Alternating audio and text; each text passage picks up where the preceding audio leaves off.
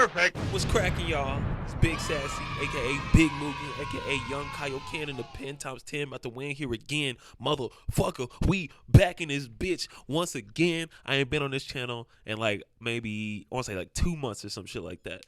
But we back at it. I'm gonna try to stay consistent on this motherfucker because I got lazy as shit. But anyway, as you can see, we in a new environment. You feel me? Oh shit.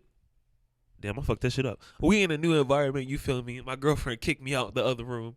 So now we in the living room, but we gonna make this shit work. We gonna make this shit work. But anyway, before I start this video, I want you guys to hit the like and subscribe button down below. You feel me? We gonna try to make this whole work. We got 51 subscribers, I think, on this channel. So let's get it to 100, man. Let's get it to 100, man. Share it with your friends. Share it with your mama, your daddy, your uncle, your niece, your nephew. You feel me? Share it with your ex-boyfriend, your ex-girlfriend, nigga. Just fucking share the shit with your current girlfriend, with your current boy, with your teachers, with your professors. Do it all, my nigga. Just do it all. Do it for me. Just do it for me. So, like, you know, we can all do this. I can give back to y'all. You know what I'm saying? I can give back to y'all once y'all give me. You know what I'm saying? That sounds selfish as fuck, damn. But shit, fuck it. Anyway, big ass plug right here. I created a gaming channel called Sad Kaioken Games. You feel me? The only 2 videos I get up there right now are Skater XL and a Fall Guys video. So please go ahead over that channel and run that hoe up. You know what I'm saying? If you like Fall Guys, if you like skateboarding, if you like Skater XL. No. Blue. Hold up. Lay down. This nigga does not listen. Anyway, I have a gaming channel. I'm gonna link it in the description, and it's gonna be at the end of this video. Fucking go to that shit and watch it and like the video and subscribe to that channel as well if you like video games. Why the fuck are you screaming? My door is wide open. I'm sorry. You won't hear it again. All right. I know these are the stories that my peoples want to hear. My peoples, you know, my niggas from back in the day. I used to be an employee at should I name the place? JC motherfucking Penney. I used to be an employee at JC Penney from 2016 to actually last year, 2019. Before I start any of this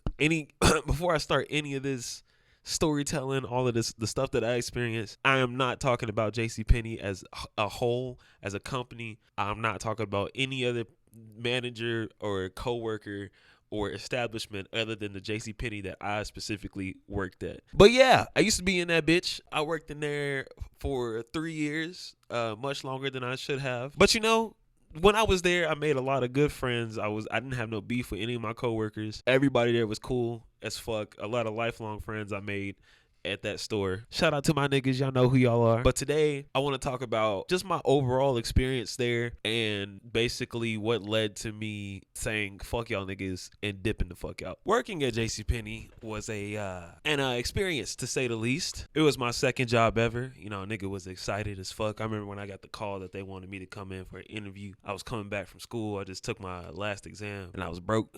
And I was like, damn, I need some money. This new Dragon Ball Xenoverse is coming out. Gave me the call. He said, hey, we want you to come in for an interview, nigga. I fucking danced the whole way home and danced all the way to the fucking store. And it was fun. It was exciting. And honestly, for a year, everything was straight. It wasn't until the second year that these niggas started fucking with me. The first year I was there, everything was cool. I was learning personalities, filling out the store. Everybody was teaching me the ins and outs of everything. The second semester, they started fucking with my hours. So the first time it happened, I didn't really know why. I just accepted it and kept moving. Tried to do most that I could to pay rent because I had just moved into my apartment. And then the second semester was where it really got stressful because the money that I got from school stopped paying for my rent. So I had to pay it out of my own bank account. So they come hours when I got my apartment, and then the second semester, it got worse. Around the summer of 2018, I got my hours back, and I worked a lot during the summer, but when September came back around, the next year of school, that's when I started noticing a trend. I started to notice it wasn't just me who was getting their hours cut, it was people around me as well. I'll use that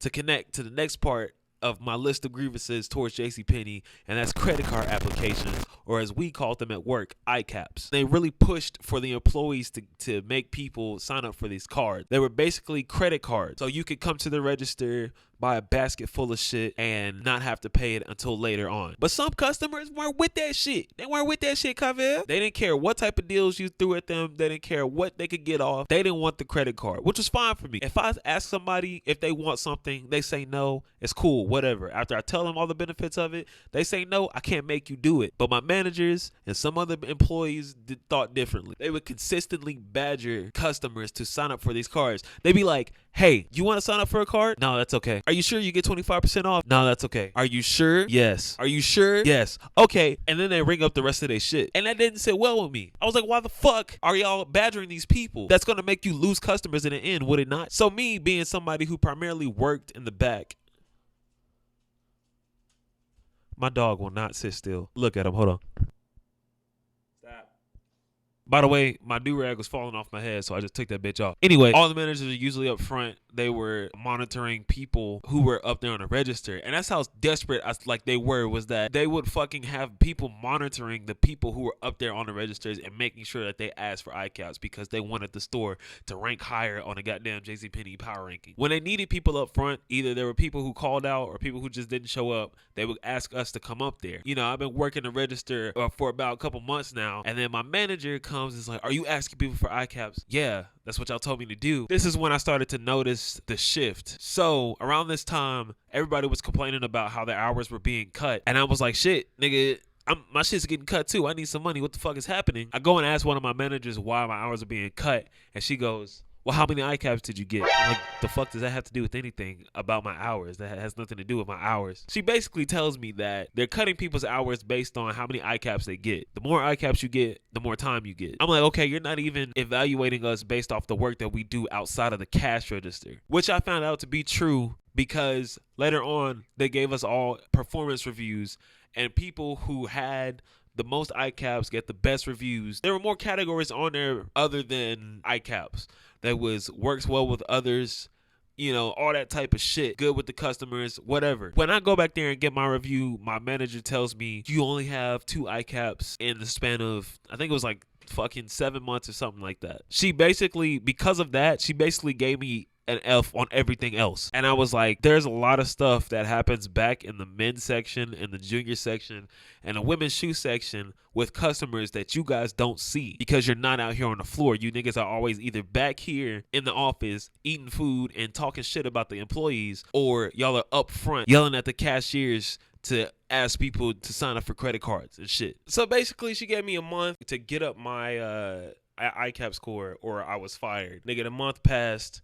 I got absolutely no iCaps, and I was still on the road, still coming in every week. So I don't know. It was obviously just a threat. She wasn't really going to fire me. She almost quote unquote fired me because I wasn't wearing the correct pants to work, even though you could pretty much wear the pants I fucking was wearing was from JCPenney. So so if you work there with me, you know there's a lot of shit going on, a lot of stupid shit going on with the management.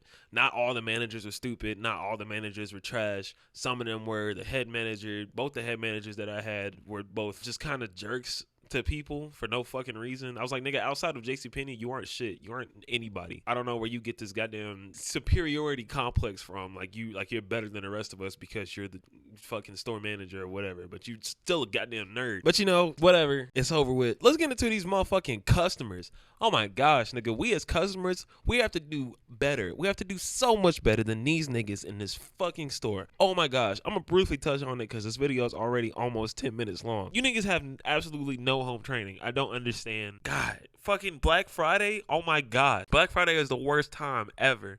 And I know that's not just for JCPenney. That's for every fucking retail store. Every store, honestly. It was terrible, nigga. I was overnight working. Bruh, I tell you, the clothes were stacked, piled high. But even just beyond that, like, of course, you got niggas who just throw stuff on the floor, who throw packaging everywhere, who throw suits. They would throw suits on the floor. Suits will fall on the floor, and they would look at it fall, and then just keep walking. I was like, bruh, just pick it up. You saw where it fell from. Just pick it up and put it back. You the one who knocked it over. Let me look at my list real quick. Hold up. I got a full list of this shit. Look at this. People yelling at employees for the smallest fucking reasons. Karens and Bobs calling corporate because they couldn't return something because they don't have the receipt. Badass kids wandering the store alone for some reason, just walking around by themselves. People fucking in the fitting rooms, leaving condoms in the fitting rooms, nutting on the floor, shitting on the floor.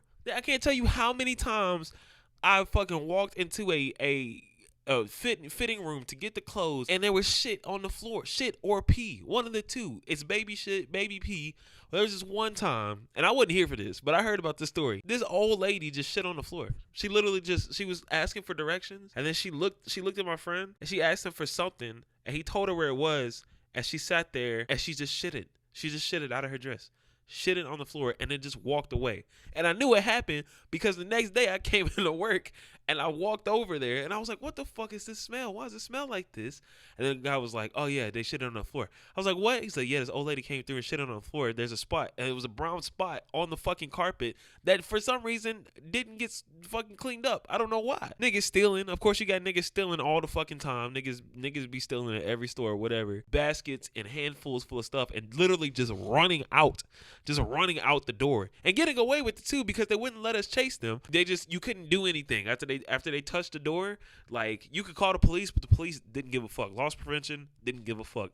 Niggas did not give a fuck about that shit. They were just like, all right, whatever. Of course, people taking security tags off of clothes and sticking them in their purses and their backpacks and shit. And just, yeah, nigga, them Black Friday videos, if you follow me on Snapchat, you know about them Black Friday videos. I'll put them in the video right now. I can go on and on about the customer shit, whatever. But look, it has been your boy, Big Sassy, a.k.a. Big Mugen, a.k.a. Young Kyle Ken in the Pen Times 10, about to win here again. You feel me, nigga? Go check out the gaming channel. Go check out, I dropped a new song on all streaming platforms, Spotify, Apple Music, all that shit. It's called Ozaru, you feel me? On that DBZ shit, you know what I'm saying? So look, yeah, you can go ahead and stream that anywhere. It's OOZARU, OOZARU, Ozaru by Sad Kaioken. You will find it, and you will like it, and you will repost it, and yeah, do some more of that shit. Like I said, got a gaming channel. Go check that out. What else is there? No, I think that's it. I appreciate y'all for sticking to the end. If you're here, you know what I'm saying? I appreciate y'all. And yeah, I see y'all niggas next time. Peace. Y'all riding ways and I'll never be caught trying to follow a motherfucking trend. And niggas like you are the reason, and I'ma go out and gon' give me some motherfucking bands. I got degrees on my waist. I had a lot on my plate. All of the shit that I faced, if it wasn't for God in my mind, you would see me with